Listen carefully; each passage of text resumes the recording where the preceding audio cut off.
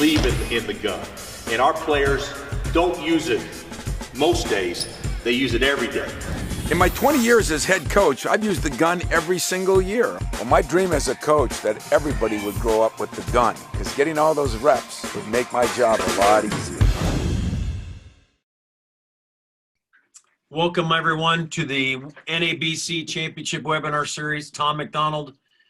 I'm the I'm the two-year college coach rep for the NABC Board of Directors.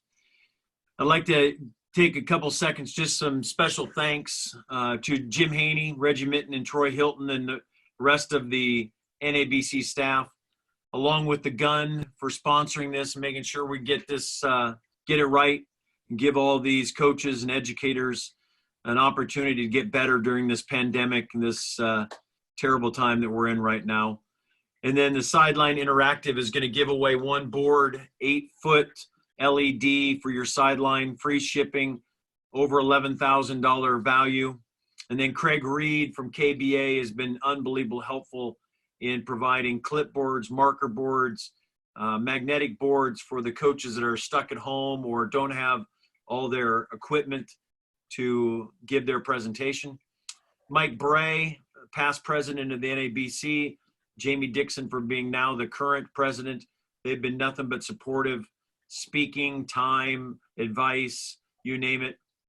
And then all of the coaches on the board of directors at all different levels, they have been nothing but supportive on the side of social media wise and their time and efforts, speaking and sharing and giving their thoughts. So thanks to them.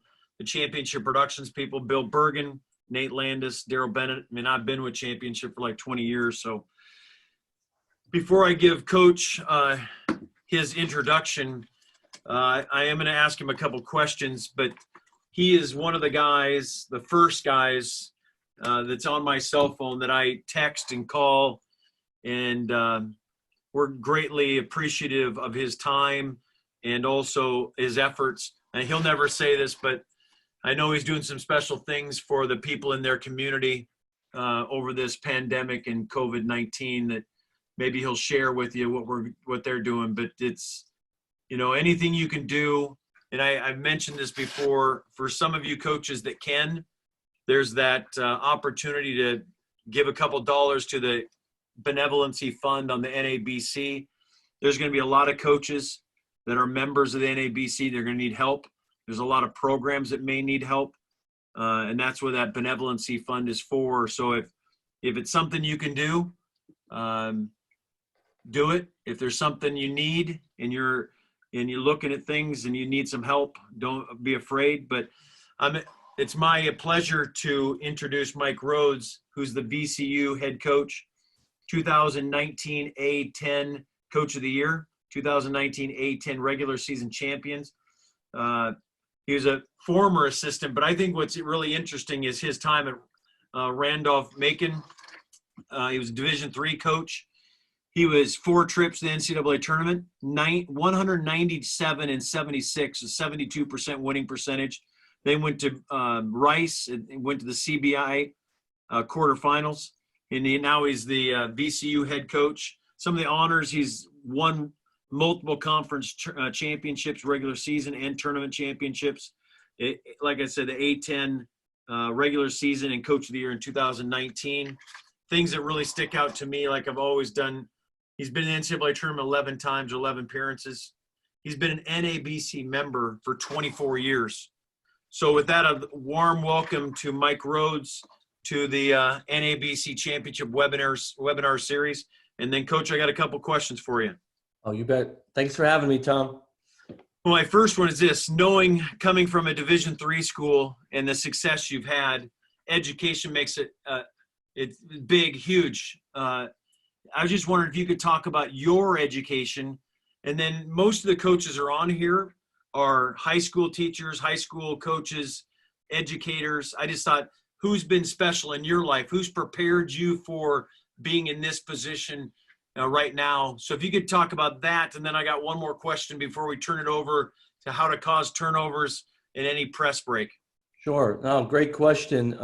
It's something I bring up all the time, the people that have influenced me in my life. And, You know, my story is probably a little different than some others. I grew up in a small town in Pennsylvania, and my parents were my two greatest influencers in my life. My mom was a 12th grade English teacher for 31 years. I was sat in the front row of my mom's 12th grade English class as a senior.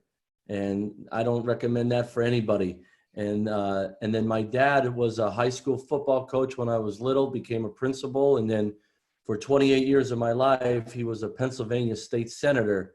And he was considered the education senator in Pennsylvania. So the education, it was always about learning and growing all the time. My dad used to always say that if you're not learning, people are passing out all the time. And so that's always stuck with me. And of course, my brother, sister, and I, we go in our own ways with our careers, but that's something that's always on the front of my mind is to keep growing and keep learning.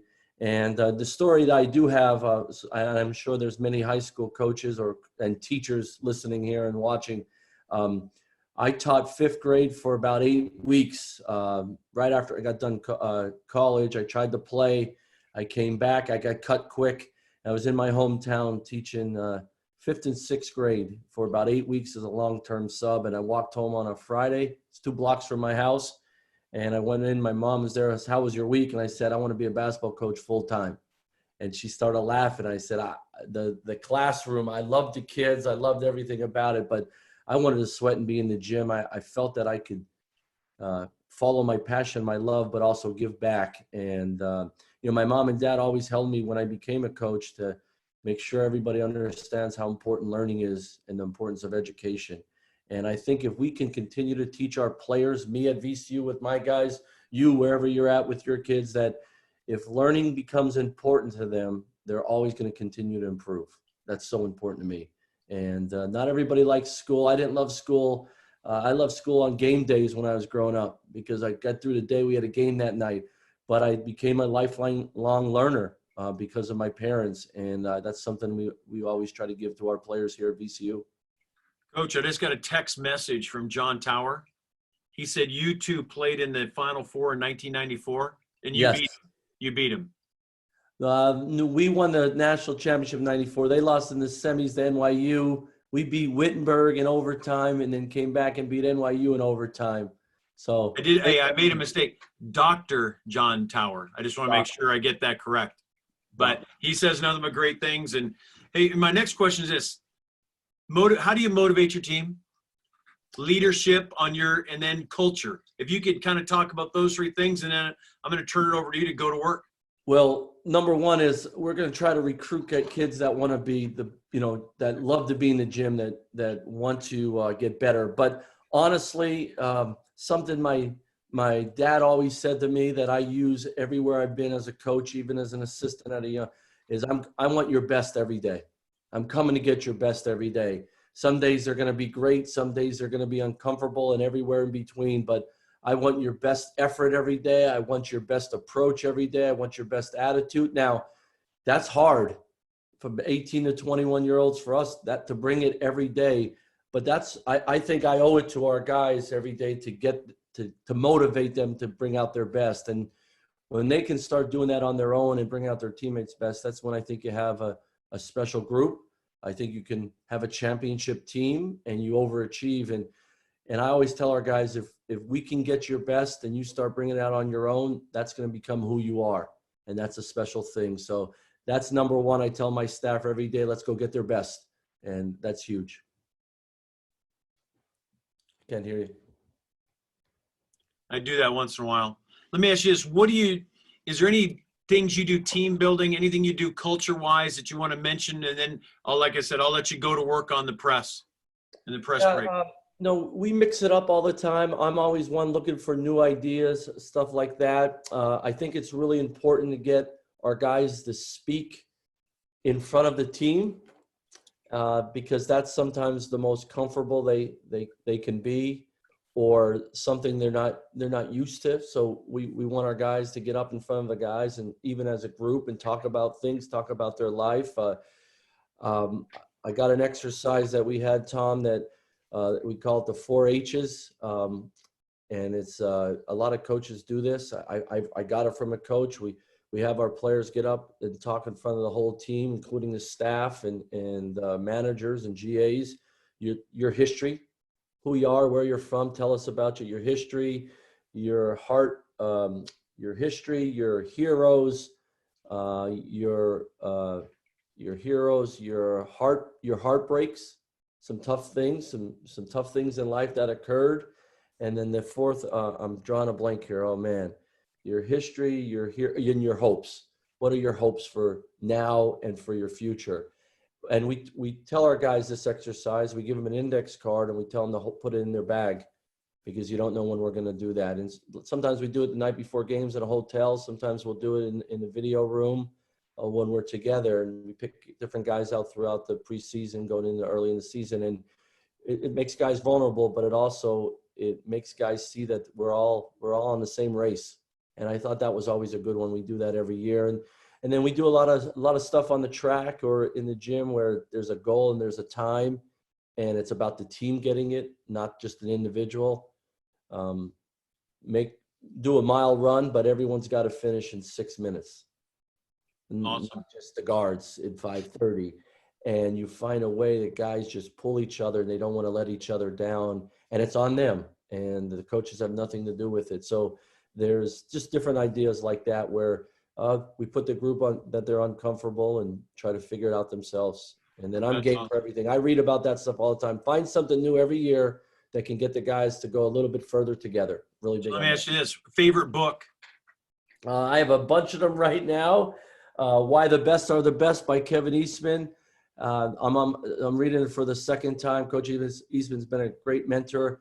I love the simplicity of his books. They hit you right between the eyes and say, I got to keep doing that, or man, I can't believe I'm not doing that.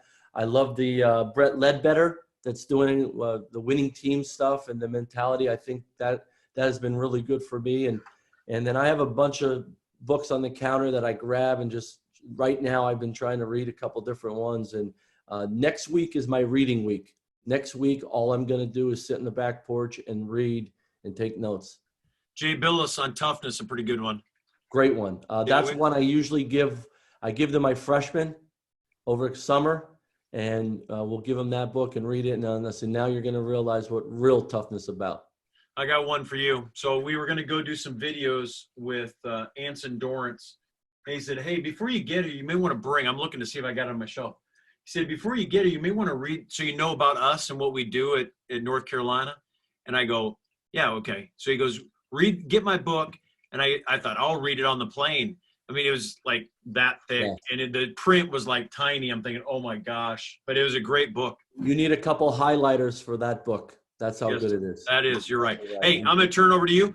Okay. Just so people know that are out there on the coaches on this call, every once in a while when Coach takes a breath, I'll ask him some questions. So as soon as they start rolling in, Coach, I'll interrupt once in a while. Thanks for everything. You bet. Thanks, Tom.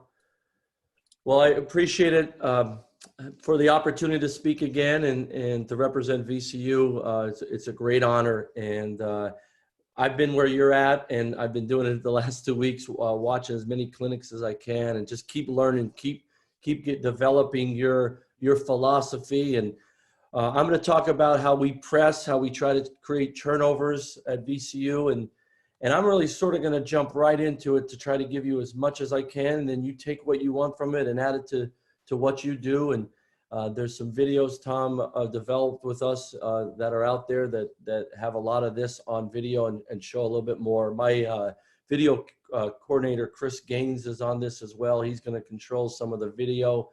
His email is on this as well. So if you want to email gainesc@vcu.edu to get some notes or some more video on this, you're welcome to do it. Anything we can do to help you. So, but I'll jump right into it. Why do we press? Why do we want to create turnovers?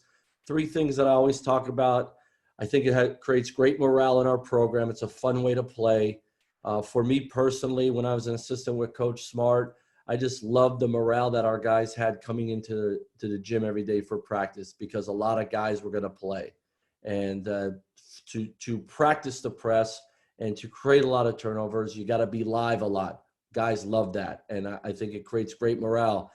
The second thing is the coaching aspect of it is it creates a lot of extra possessions. I played for Pat Flannery at Lebanon Valley College and Brad McAllister. We picked up the ball, but we didn't press a lot. When I went to work for Hal Nunley at Randolph-Macon, he was an unbelievable defensive coach. It was the pack line.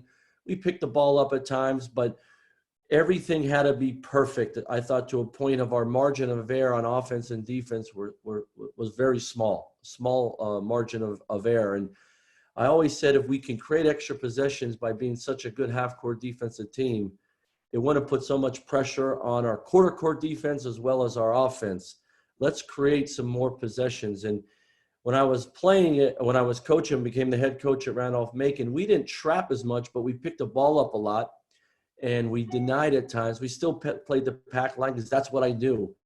And when I went and worked for Shaka, it all came together to me that, man, what a great way to play. And to create extra possessions in the game, not have such a small margin of error. And I thought the mentality was we didn't have to play a perfect game. We have to play really hard and create some turnovers, and that will really help us.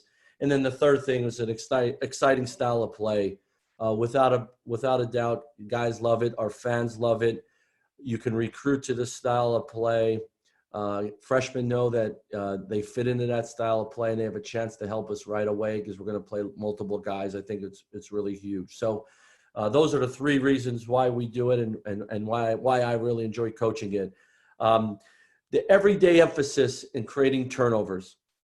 We talk about pressuring the ball at all times, from no free dribbles to taking the look away to mirroring the ball. We want to pressure the ball. We want the team we're playing against, our opponent, every dribble and every pass, there's a hand there, there's a body there, there is a second thought of making a decision because of the pressure on the ball. That is something that's we talk about every single day. Second thing, being on edge off the ball. I think a lot of times now, the way guys play or the way they play growing up, there's a lot of standing up. You're not in a stance. There's a lot of reaction instead of being reactive. And there's a lot of guys not being aggressive. We want to be on the edge when we're away from the ball. We want to be ready to make the next play on the ball. And I think that gives us an aggressive mentality. And I think that gives our guys confidence to make plays. I really like that. And the other thing is leave no doubt. We talk about leave no doubt. It's just what we do mentality. If we play a really good team or a team that's 500, we're going to be who we are. And I love talking about that. I think our guys it's just what we do, coach. That's the phrase we use. It's just what we do. Coaches will always say, you're going to press that player. He's really good with the ball. It's just what we do. You're going to deny this play. It's just what we do. You're going to pressure this hard. It's just what we do. And that's been a theme for a long time. And Shaka really brought that aggressiveness and the VCU swag with the press. And it's carried over. We even pressed at Rice. When I was there at Rice, nobody thought we could play that style. And we didn't have the greatest athletes, but we had guys that were on edge. We had guys that can anticipate things. And when we trapped guys and played fast and aggressive, it gave us a great advantage. So it's really important to me. Underlying emphasis, term we use, the three things we talk about is mirroring the ball. We talk about having 10 fingers on the ball or getting a hand in the passing lane. Like I said, pressure on the ball. We say mirror the ball. Don't be afraid to mirror the ball. We want to try to get 35 to 40 deflections every game.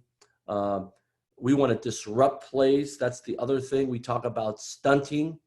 That's really important to us. We practice it all the time. Stunting is something where the guy's dribbling the ball and somebody off the ball is stunning like they're going to go attack the ball. Just a foot fake and a hand fake, a shoulder and eye fake, a bluff, as some people call it. We really want to put doubt in the players with a lot of stunting. That's very important to us. And then the other thing, which is Jamal Brunt, who is one of my assistants. He was at Miami and Richmond, and he dealt with it when he was at Richmond, the VCU press. And when he came on staff, he realized, he's like, Coach, you guys fly around so much. I didn't realize you had such details and terminology. And I said, because we want to make sure our guys are clear on what they do. And so I'm really big on terminology, having your own vocabulary in your program, that guys every year get better and better at it, and they can teach the younger guys. This is what we call this. This is stunting. Guys know what stunting is. And so we really follow the rules of our press. And that's really important. And we do it with our terminology, our vocabulary. And I think that's really important. And we want our guys to really listen to the details of the press. So that's some of the stuff, we emphasize. And the biggest thing I want our guys, we use the term flying around. We want our guys not to be second guessing themselves. If you're not sure to go or not go, go. Fly around, be super aggressive. And I think that's a big detail that we make sure our young guys learn right away is let's be super aggressive. If you're going to beat us while we're being super aggressive, then on our heels. We never want to be on our heels. So let's talk about the press here. Chris, if you can move it forward here a little bit. Okay, so the first day our freshmen show up and we have our first workout. Stop it right there, Chris. Chris, can you back it up a little bit? We'll get this right here. But we want to always be practicing guarding the ball full court. And as simple as zigzags, we do this every day all the way up to the first game. And then it has to be, it's just what we do. It's great for guys handling, our players handling, but when we're guarding the ball in full court, we want to be arm length away where we could feel their heartbeat. Now, some guys, as they get older, know what they're capable of guarding the ball and guarding the live dribble, and some guys are quick and have long, active hands, so they could give space. You don't want to get beat on the rip. You don't want to get beat on the dribble. You want to keep the ball in front of you, turn it, but you also want to be heating the ball up, is the term we use, that you get to a point where they're worried so much about your on-the-ball pressure, they forget about maybe a trap coming or some type of rotation. So we call these zigzags. You guys know what zigzags are. We do it all the time. It creates an unbelievable mentality of guarding the ball. Chris, show everybody zigzags, please.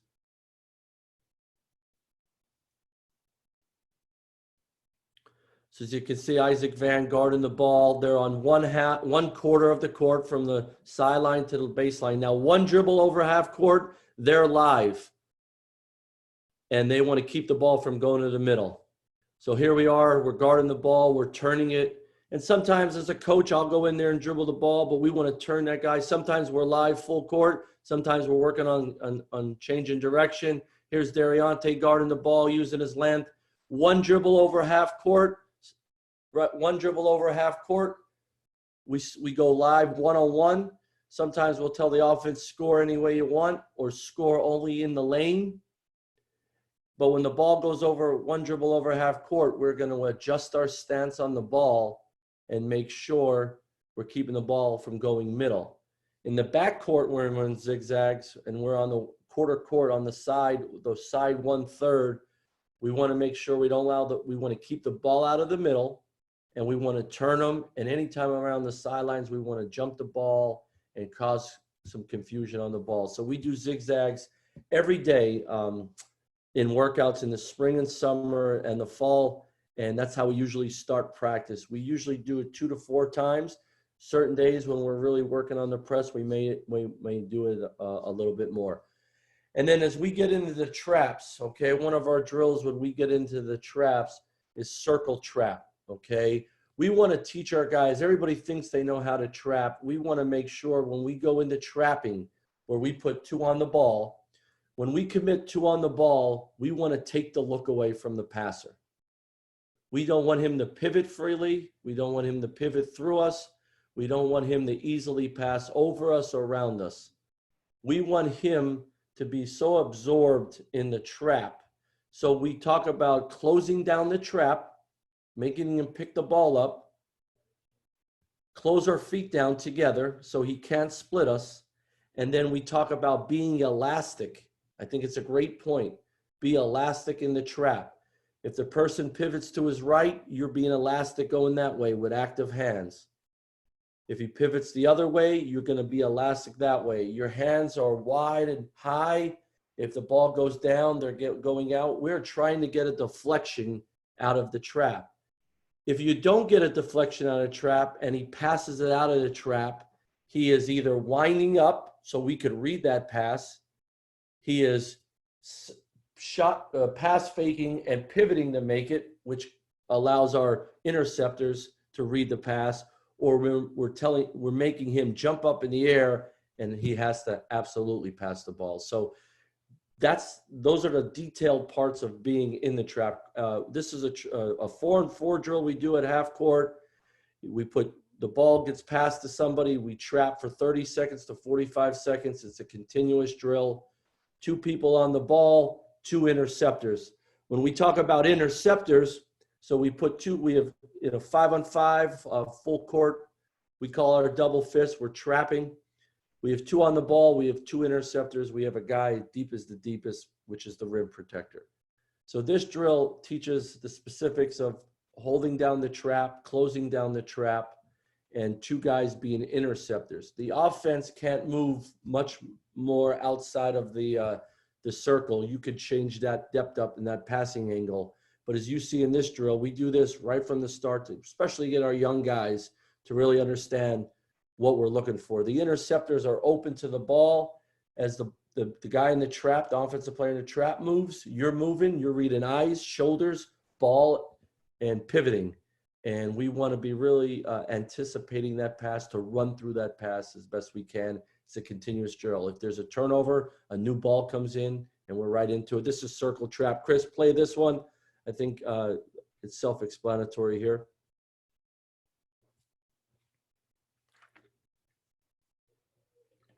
Okay, we don't have circle trap. We'll get that for you, hopefully.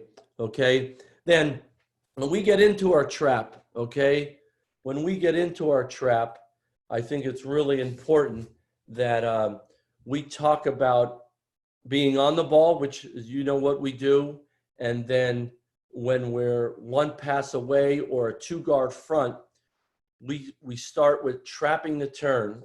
This drill here, where we're stunning to the ball. We get the ball out of the middle. It's on this side, on the 1/3, on the outside third. And then we are trapping the turn. What we talk about when we trap the turn, when we're going to put a second guy on the ball handler. Number 1, it's got to be an element of surprise. If the ball isn't being heated up, there's no pressure on the ball, there's no surprise. So we got to heat up the ball. The guy that's back there with the ball handler guarding the other guy, the 2-guard front, he is stunting at the ball, acting like he's going. He's putting some doubt in the passer. The guy on the ball is heating it up. And then when it's an element of surprise, we're going to trap the ball, okay? In this drill here, this is a really good drill to work on pressure on the ball and keeping the ball in front and making them turn. But it's also really good teaching a guy to go trap, to stay in the trap. The offensive player who has the ball cannot throw it back for this drill. Okay, Chris, do we have this one?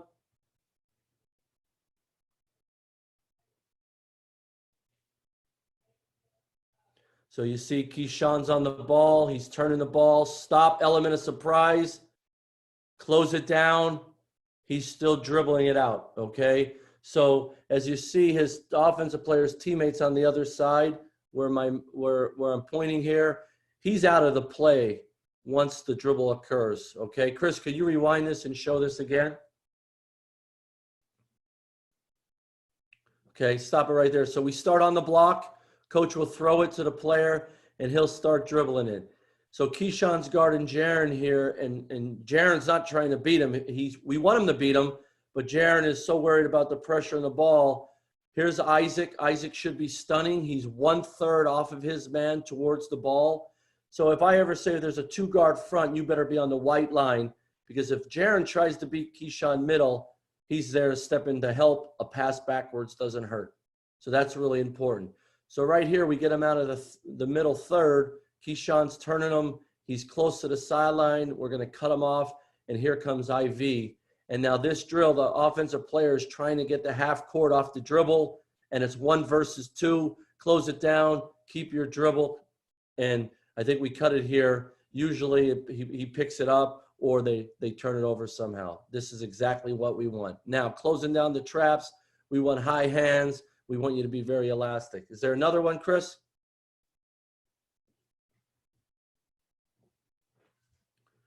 This is a good one here. Marcus Evans is on Malik. There's IV on the white line. Stunt, sees his back, goes, close it down, close it down. So you'll hear the term, stop it right there. We'll use the term close it down. Once we commit two on the ball and that guy's trying to dribble through it like we're closing out on the shot, it's the same closeout footwork with a great slide too on the dribbler and close down that trap. Suck the air out between you and your chest and the dribbler's chest as quick as we can. And that's a great drill, 2-on-2, trap to turn. We do that all summer long. We do that. And we also do a drill like that. We call it 2-on-2 trap to turn. And the guy with the ball, if he beats the two guys past half court, he drops the ball at half court. One of the guys that got trapped, that's running the ball down because they got beat, picks the ball up and it turns the other way and it becomes one-on-one, one-on-one, coming back to that same basket. And it's really good just for conditioning. It allows the guys to play open court. And the other thing that I like about it is we really want to teach guys sprinting back on defense and being able to guard a really good player with a full head of steam. So we call that 2-on-2 trap to turn, 1-on-1 back. When we're just teaching the press and our double fist, we're doing that drill we just showed you. The other big one that we do is 4-on-4 trap interceptor here. It's about trapping the turn. Chris, go ahead, play this one. I really like this one. We do this all season long, and we have some fun with it as well. 2-on-2 trap to turn. Stop it right there, Chris. Okay. Can you rewind it? Keep rewinding it. Okay, so now we have two. Go ahead a little bit more and then stop it right when Bones gets to IV. Stop it right there. So we have two on the ball. So when we have two on the ball, okay, that means we're going to have two interceptors. So 4-on-4 interceptor drill. We have two guards, handlers, and then we have a forward there and a forward right here, okay? And so now what we're doing is when we trap, we have two guys that are working to be interceptors. They're going to split two guys. They're going to be open to the ball like a safety, and they're going to read Isaac's shoulders, his eyes, his pivoting, and where the ball may go. And we're going to be ready. Now this right here is Keyshawn. Keyshawn should be more right here, splitting the guy here in the middle and Dariante right there. He should be right in this area here.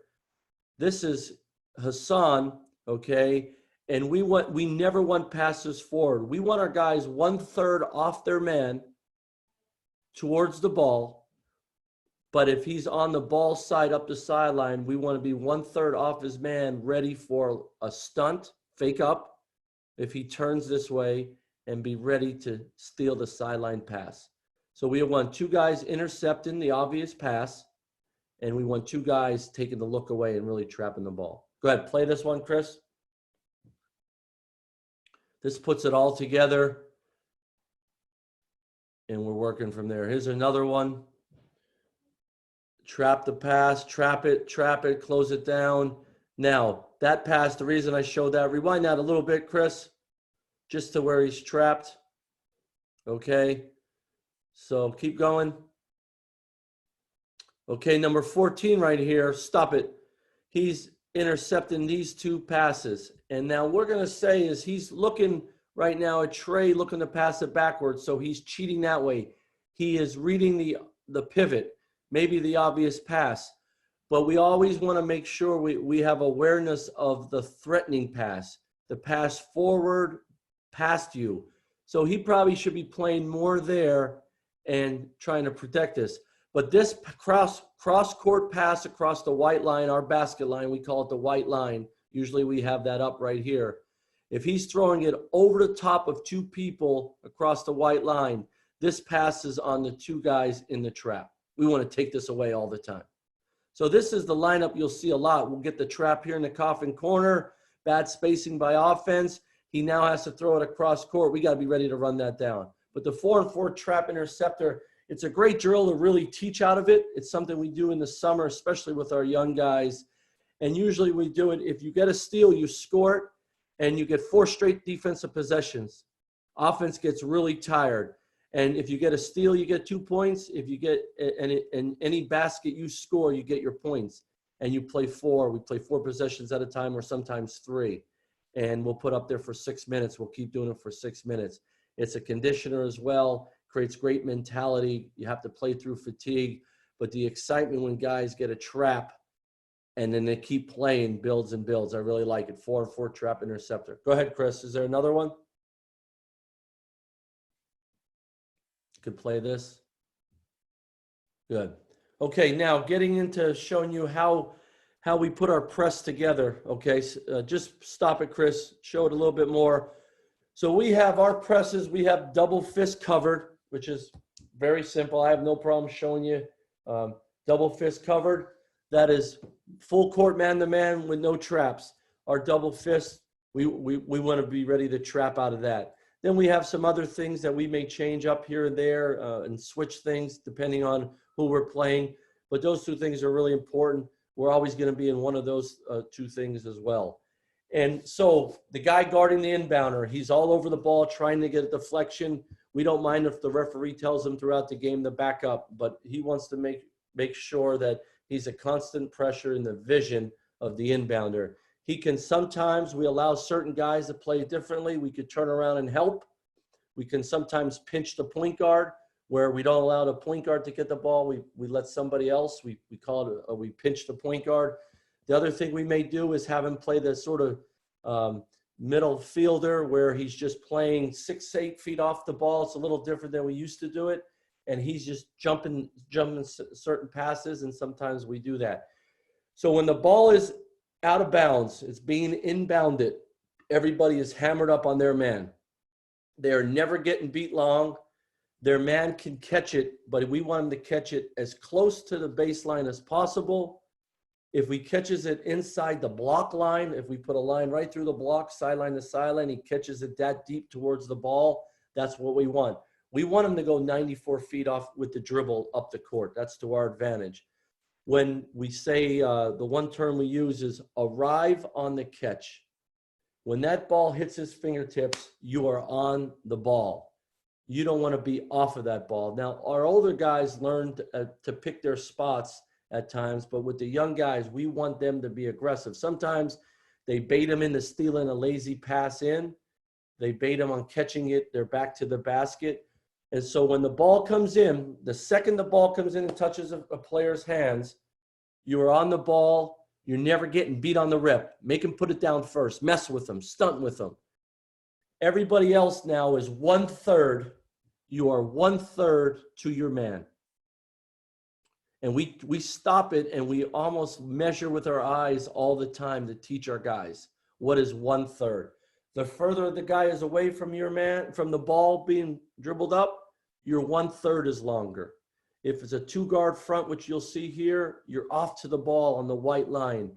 Everybody's stunning. Everybody's faking at the ball because the guy dribbling the basketball under pressure doesn't know if you are going to trap or you're going to rotate, doesn't know. So we have somebody on the ball. We have other guys that are 1/3 off, and then we have a player that's deep as the deepest. Usually the guy at the rim, he's the rim protector. And in our double fist, I think our guys really talk to each other and let them know where they're at on the court and what their responsibility is. Coach, can I ask you a couple questions? Yes, Tom, you bet. Do you ever face guard in double fist? Absolutely.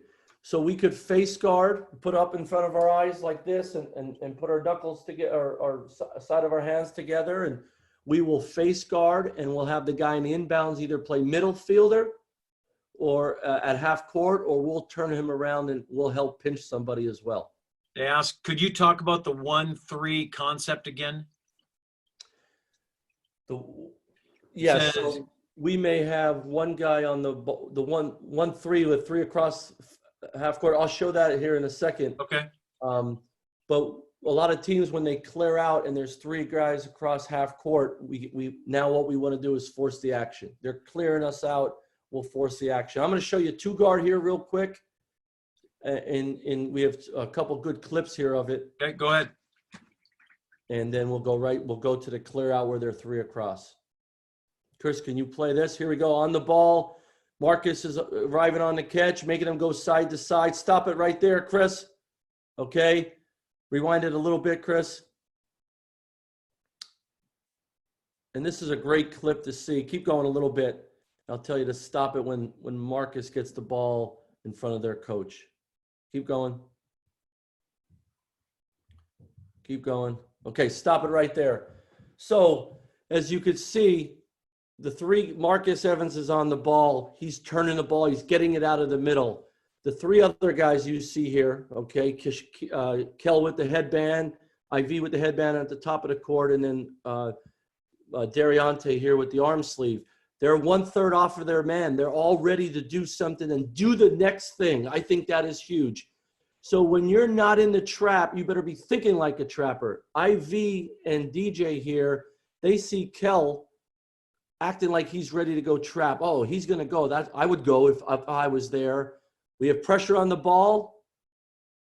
They have a 2 guard front. And he's sort of getting out. Go ahead, Chris, and stop it at the trap.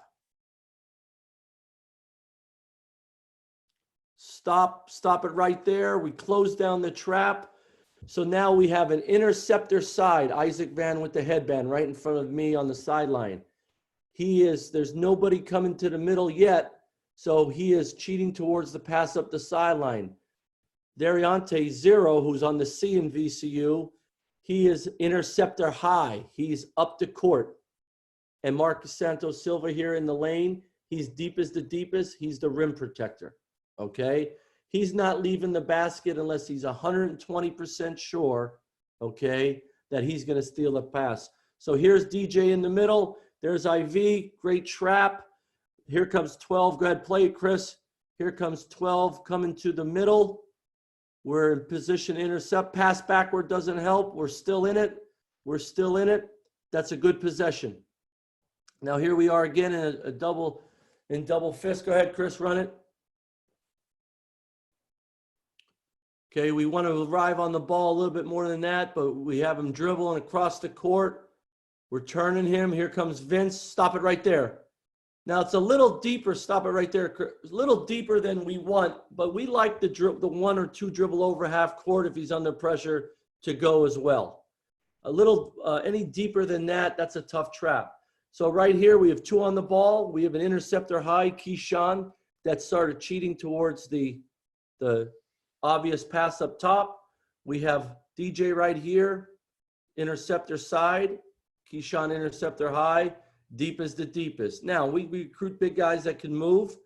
If there's a pass across the court and he could run through it and he's 120% sure he can get it, do it, and then we'll rotate from there. But this is another good one here. Go ahead, Chris.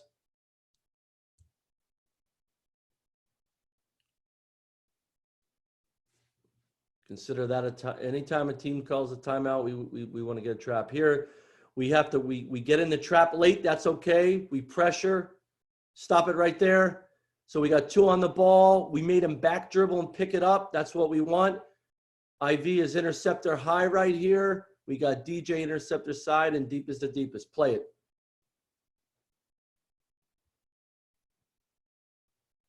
Run through it. And our rule is if you get a steal, throw it ahead or attack the rim. Don't walk it up. Okay? Here's another. Keep running this one. This is against Richmond. They try to rub screen you and then try to beat you up the court, pressure the ball. Everybody's 1/3 away, 10-second count. Really good one. Here's another one. Try to get the guard out. We get him out of the middle. Stop it right there, Chris. Okay, so rewind this one real quick. And this is really good. Our rule is if a guy is going to walk it over half court or have his back to you walking it over half court, he's not in a position to beat the guy on the ball. So be ready to look to trap this. Bones comes and traps. IV is on the ball, and DJ does a great job of reading his eyes and the ball and knowing that he's intercepting this player here flashing, and he gets a steal here as well. Good active trap play, Chris. It's a good one. Attack the rim, throw it ahead or attack the rim. Okay, here's we go. He tries to beat him up the sideline, interceptor high. Keyshawn's interceptor high. We have interceptor side. Here's where they're running to the trap, so they lose their spacing. They lose their spacing. Discipline in the trap. Don't let them step through. Go ahead.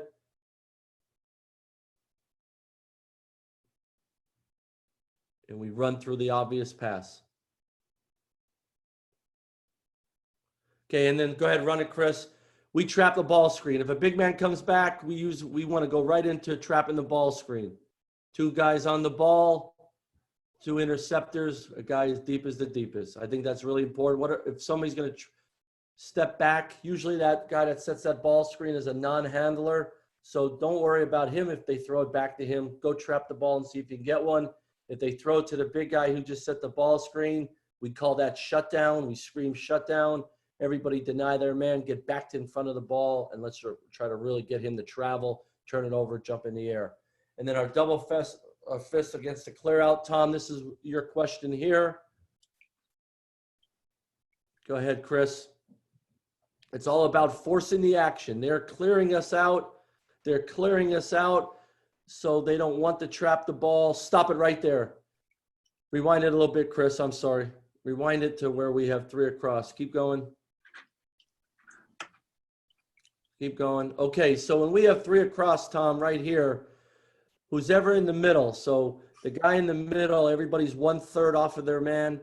We are going to turn the ball. We're going to pressure it, but the guy in the middle is coming from the white line going to trap the ball when it gets out of the middle. When it gets to the top of the key, out of the middle, we're going to trap. It makes it very natural to have 2 on the ball, interceptor here, interceptor side, interceptor high. We're split these 2 guys exactly like our 4-and-4 trap transition drill, and we're ready to steal that obvious pass. Go ahead, Chris, run it.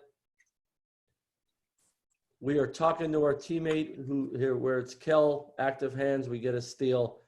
So when they clear it out, the last guy over half court, you get 2 feet over half court, it's your turn to go. Or if they're 1-3, stop it right there. So our 5-man right there is in the middle. So he's the one going. We got interceptor side, interceptor high. Kel is deep as the deepest. He jumps to pass it over long arms. It's exactly what we want.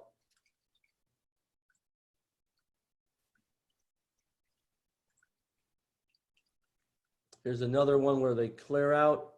Stop it right there. So the last guy over half court was this guy. Jaron was guarding him. Jaron saw his 2 feet over half court. It's on. His teammate right here, Keyshawn, is probably yelling to him, "It's you, Jaron. It's you, Jaron." So now we have 2 on the ball, interceptor side, interceptor high. A lot of times the guy that's clearing out takes off and he's not even paying attention that his defender just left. And now 2 guys on the ball, 2 interceptors. Hassan back here is as deep as the deepest.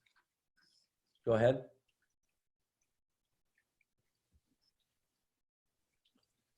Jump in the air, run through that pass. And here's another one on a clear out. Go ahead, run it. Here it is. Okay. We went. Now we call it a John Wick, just so if you have a big man, you know, I always talking to coaches, high school coaches, I have a big man that's a great football player, a great athlete, and he's at the rim. You give him the opportunity to go steal across the court pass. We call it a John Wick. He's going for the kill. He's yelling John Wick. That means if he's leaving the basket, if our deepest to deepest, our rim protector is leaving the basket, he and everybody on the bench is yelling John Wick. So we know he's going to make a kill. He's going to get a steal, and everybody else has to rotate from the backside to the rim, so we give up no layups. In the press, no layups whatsoever. No layups. We'll give them a floater. We'll give them a pull-up. At times, we'll even give them a 3 where we're running it down with side and contest, but no layups whatsoever. Show this one, Chris.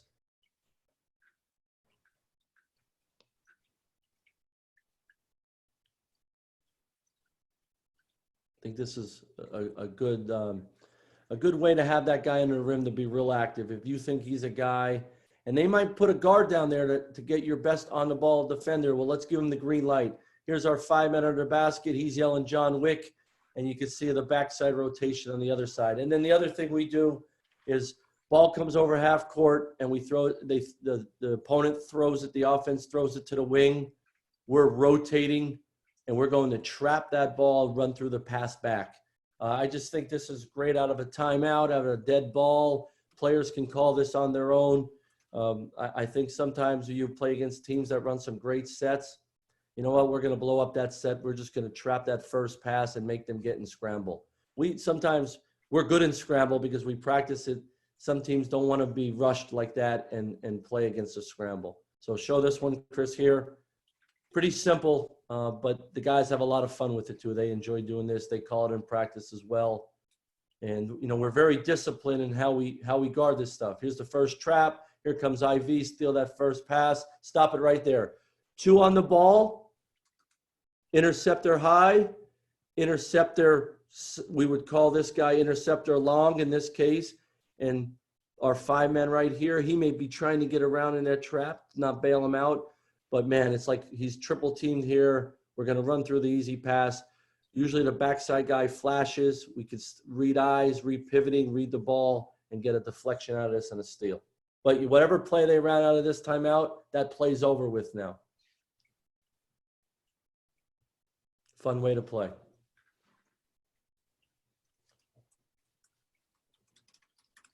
And we run it down, and sometimes they take a bad 2 out of it, and we're off to the races. So we want to make sure we have simplicity in our pressing. And how hard we play. We talk about flying around all the time, and we don't give that lip service. We show our guys anytime in practice, in the press and in defense, you see a guy playing with unbelievable effort and flying around and throwing their body on the line. We honor that every day. We show that every day to start practice, sometimes at the end of a film session, to get guys excited that we want to reward and we want to talk about unbelievable effort plays all the time. And I think they're winning plays as well. But that's how we press full court, man to man. That's how we work on it in practice. We don't have a ton of drills. We play a lot of live stuff, misses and makes. And if we score, we're in the press. And I think it's a great way and a fun way to play. And it's rewarding for sure. Some of these questions you just answered, Coach, like, do you practice drills to practice scramble? It's more 5-on-5? Yeah, well, you know, we do the 4-and-5 scramble drill, the 3-on-4 scramble drill, because we want to run guys off the 3-point line like everybody does that drill. But we also will do a trap transition drill, we call it, where we'll start with a trap at 3/4 court. And I'll stand behind the trap, Tom, and I'll throw it out to somebody down the court, and we're live. And now we're scrambling from behind. We'll also we'll trap, and we'll have the guy in the trap dribble it out. And now we're behind the ball working on back tipping and veering off to the next pass.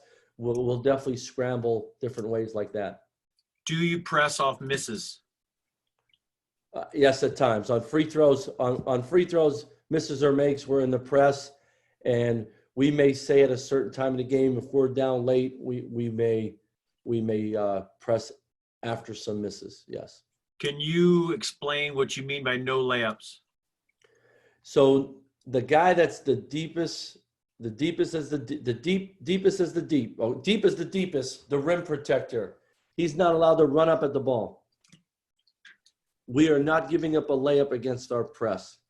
So we really work on 2-on-1s. We work on back pressure and veering off. But the one thing that I love about the press, and we consider them turnovers, is a bad shot.